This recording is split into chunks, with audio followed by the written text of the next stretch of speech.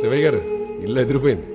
గల్ఫ్లో ఉండే మా బామ్మరిది నా కోసం ఇల్లు కట్టించాడని అందరూ అనుకుంటారు, కానీ ఇల్లు జయానంద్ గారిది, నాది కాదు.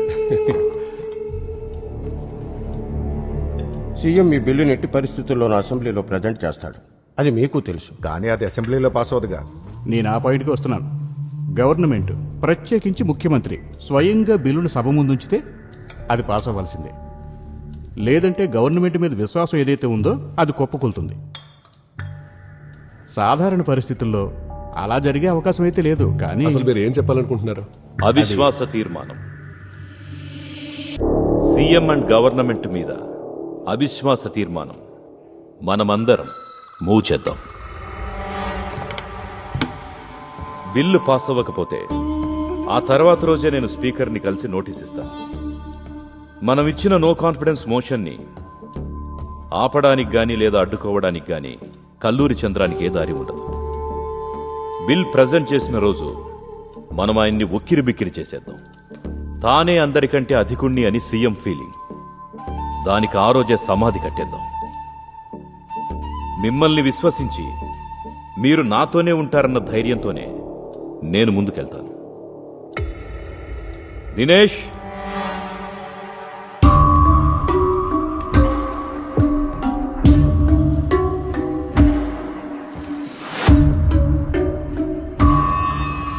ఈ బిల్ వెనకుంది సీఎంఏనని నాకు ఇన్ఫర్మేషన్ ఇచ్చిన దినేష్కి ఇదే నా ఓపెన్ ఆఫర్.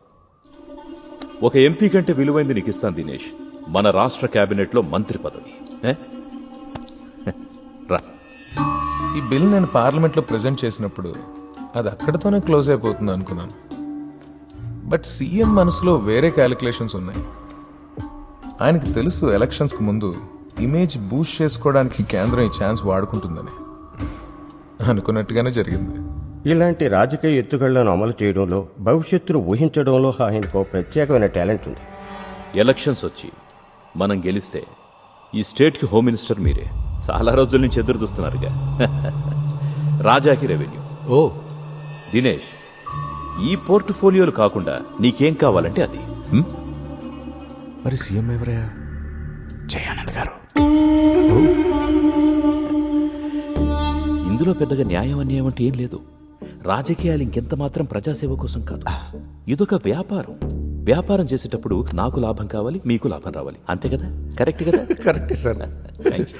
అప్పుడు నేను మీతో ఉంటాను సార్. చాలా సంతోషం. నాకు అదే కావాలి.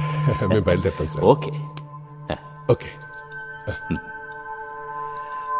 ఉంటాను sir.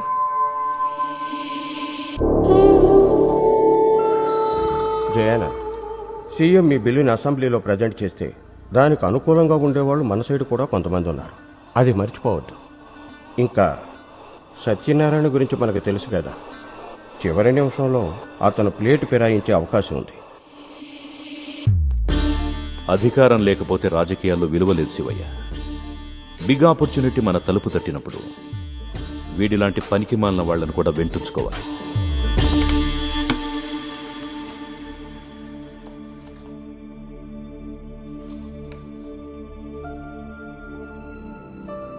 So you propose to present the bill on the 24th? Yes, Your Excellency. But why in the old assembly hall? It was there.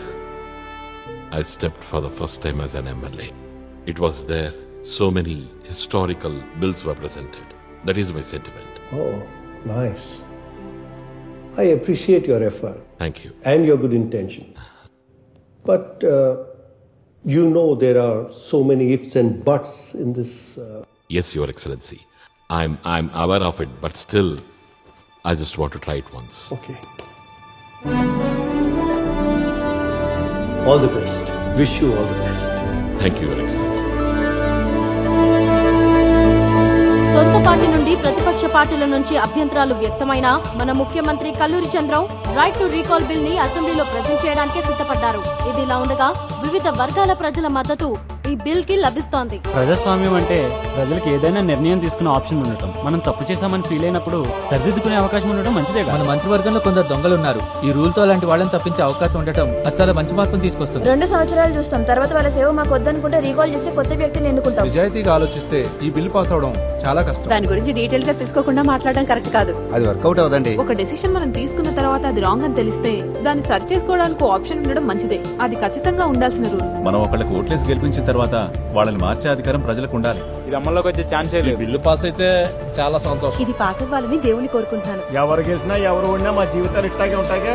చాలా మంది అవినీతి పరులు ఈ బిల్ పాస్ అయితే మంత్రి పదవులు కోల్పోతారు. దానివల్ల మా లాంటి సామాన్యులకు మేలు జరుగుతుంది. ఈ బిల్లు పాస్ అవుతుందన్న నా నమ్మకం. అంత సులభం కాదు. ప్రాక్టికల్ గా చాలా కష్టం దీన్ని అమలు చేయడం. పాజిటివ్ నెగిటివ్ రెండు చెక్ చేసి కరెక్ట్ అనుకుంటేనే ఈ బిల్లుని పాస్ చేస్తే బెటర్. దీన్ని ఎవరు సపోర్ట్ చేస్తే నేను వాళ్ళకే ఓటేస్తాను. నేను దీన్ని సపోర్ట్ చేస్తున్నాను. ఈ బిల్లు పాస్ అయితే అవినీతి ఉండదు. అవుతుంది ఖచ్చితంగా పాస్ అవుతుంది.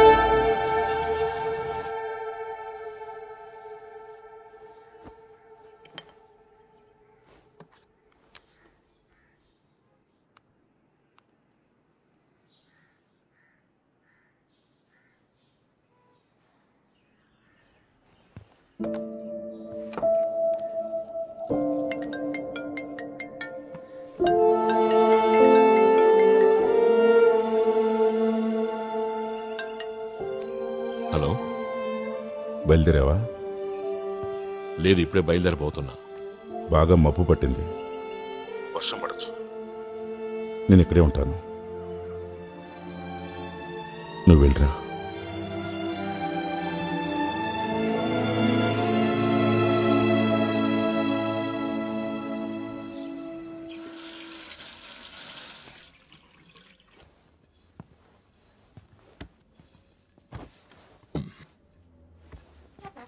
అంకుల్, ఈరోజు మనం కలిసి తిందాం రండి.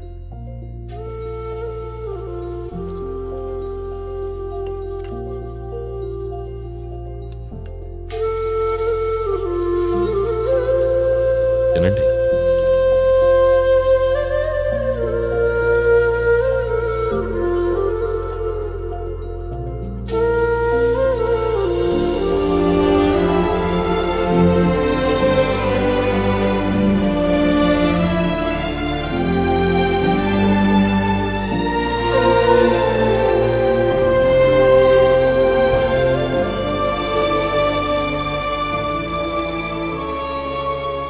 Good morning.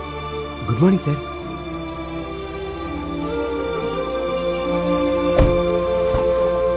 మునీర్ సార్, పద.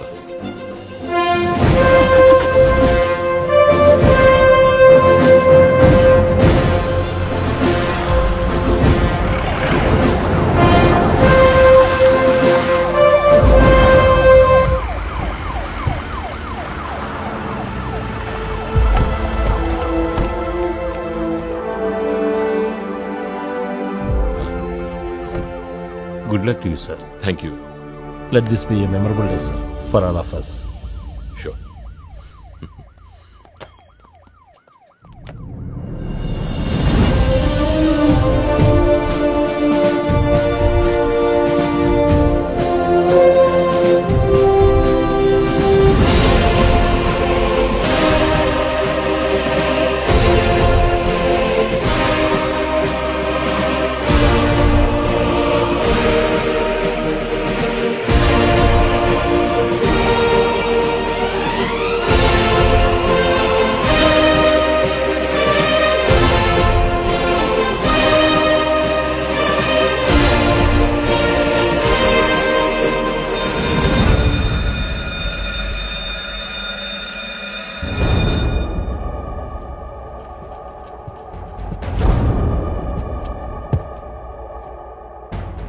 Respected members of the Legislative Assembly, Honorable Chairman of the Assembly is coming.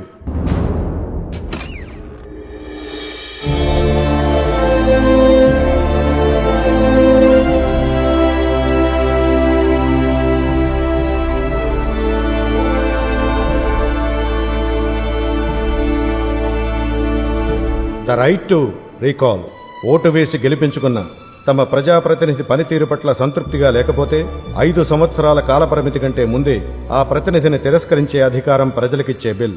ఈ బిల్ సభలో ప్రవేశపెట్టడానికి గౌరవనీయులైన ముఖ్యమంత్రిని ఆహ్వానిస్తున్నాను. బిల్ ప్రవేశపెట్టిన తర్వాత చర్చ ప్రారంభమవుతుంది.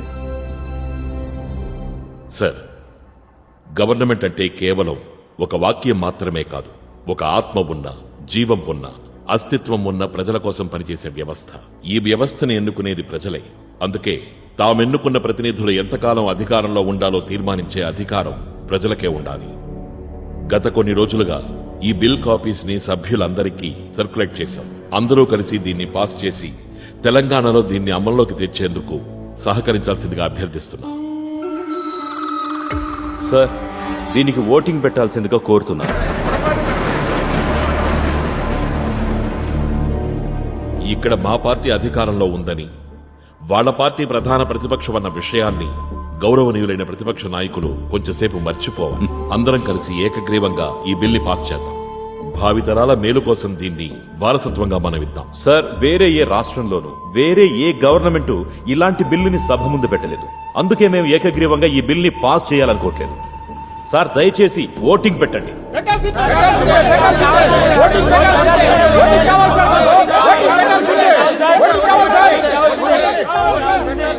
ఈ బిల్లుకి ఓటింగ్ నిర్వహించాలని తీర్మానించాం.